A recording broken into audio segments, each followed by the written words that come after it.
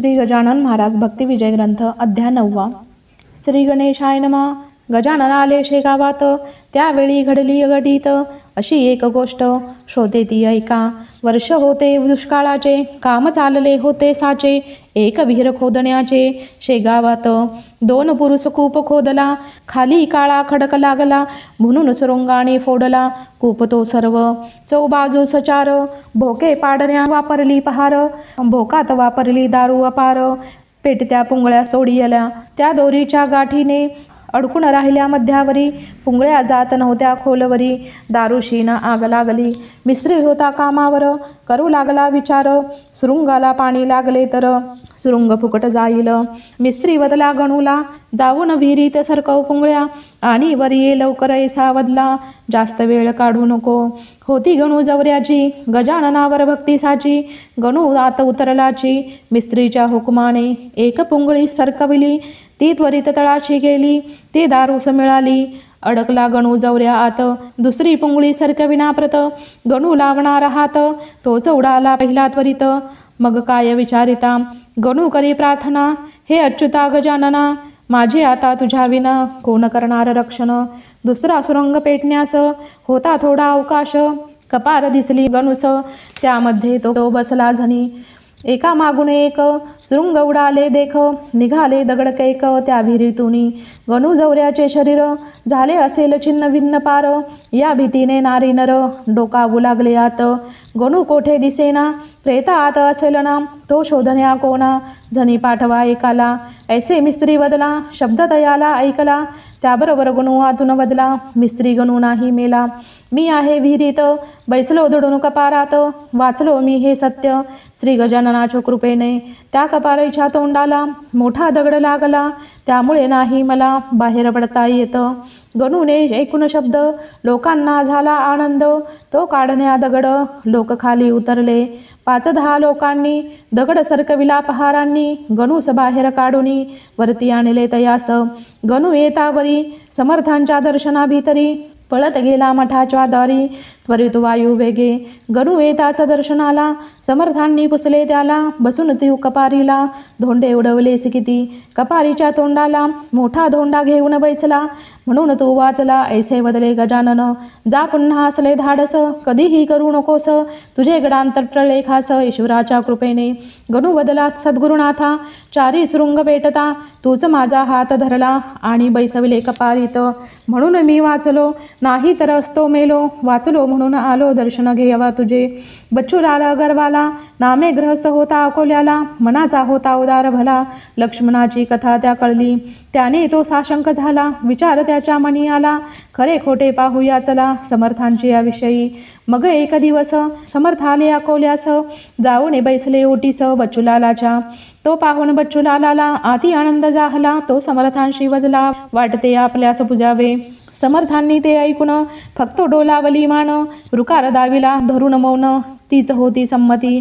बच्चूलालाने पूजेची सर्व तयारी करून साची, आरंभ केला पूजेशी समर्थांची या. प्रथम त्याने लाविली उटणी निरनिराळी, आणि अंघोळ घातली उष्णोदकाने समर्थाला.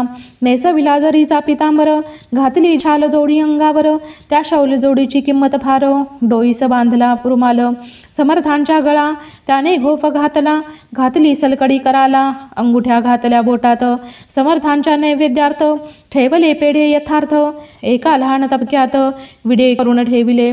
समर्थांच्या सर्वांगाला लाविला अत्तराचा बोळा, गुलाब पाण्याचा सडा शिंपिला, शेवटी ठेवली दक्षिणा. दक्षिणा 2 मोहरांची होती, ती होती सोनियाच्या ताटी, त्या मोहरांची किंमत होती रुपये 10,000. समोर ठेवली श्रीफळाला, नम्रतेने बच्चूलाल वदला, राम मंदिर बांधायचे मला, ऐसा विचार आहे मनी. या माझ्या ओठ्यावर अडचण होते फार, ऐसे म्हणून पायावर डोकी ठेविले समर्थांच्या. पूर्ण होईल तुझी इच्छा, काळजी करू नकोस बच्चा, ऐसा आशीर्वाद दिला आजच्या. आणि कथे वदले पुढे, हे बच्चूलाला, एवढे दागणी घालून मला पोळ्याचा बैल बनविला, याचे काय कारण. मी नाही बैल पोळ्याचा, उपयोग काय ह्या दागिन्यांचा, स्पर्श नको मला याचा, हे सर्व आहे विषापरी. तू श्रीमंत आहेस हे मला दाखविण्यास, हे सर्व केलेस जे आवडते तेच द्यावे. मी भटकतो गावभर, वस्त्र नसते अंगावर. मी आहे फकीर, हे वैभव तुलाच लाभो. माझा परमेश्वर भीमेच्या काठावर उभा आहे विठेवर, तो देईल मज वैभव.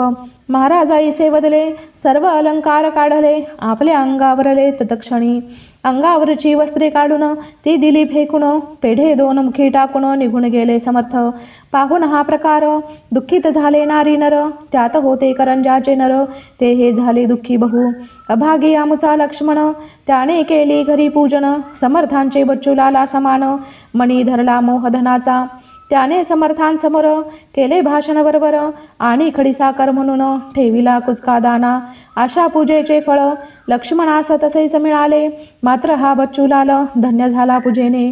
बच्चूलालाने अकोल्यास समर्थांचा केला तपास, नाही लागला पत्ता त्यास गजानन साधूचा. शेगावाच्या मठात शिंपी जातीचा गृहस्थ, गजाननाचा होता भक्त, नाव त्याचे पितांबर. त्याने समर्थांची सेवा केली, तपश्चर्या फळास आली.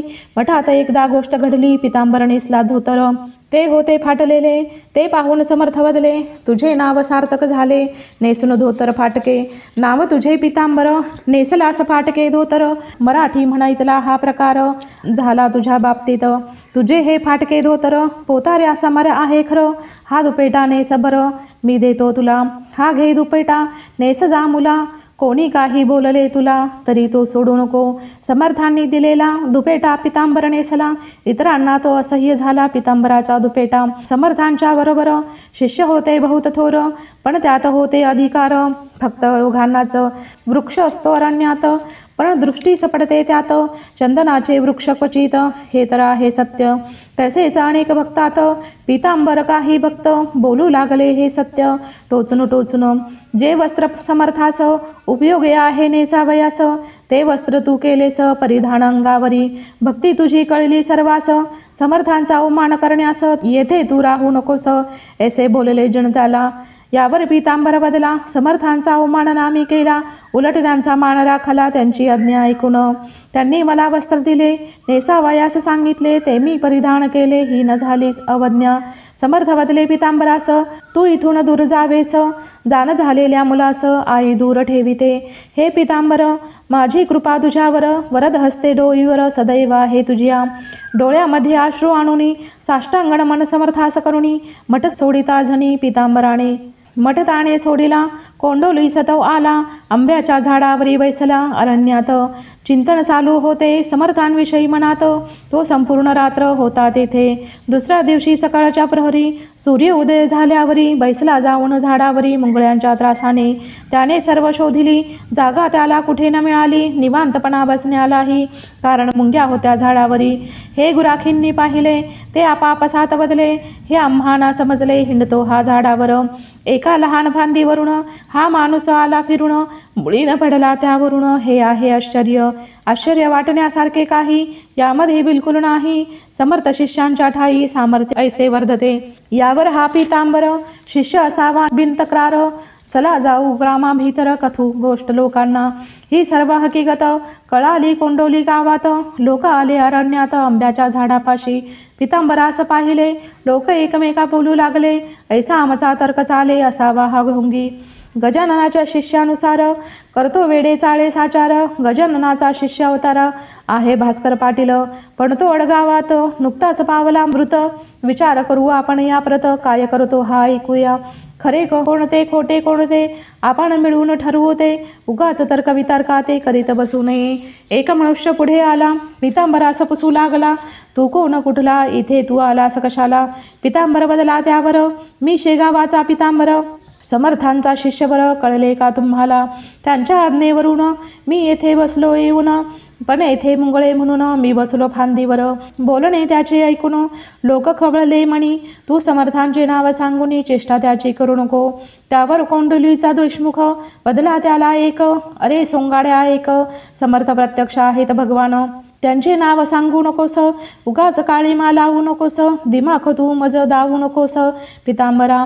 त्याची कीर्ती एवढी, ऋतू नसताना कोणतीही फळे आणली लवलाही आंब्याच्या वृक्षास.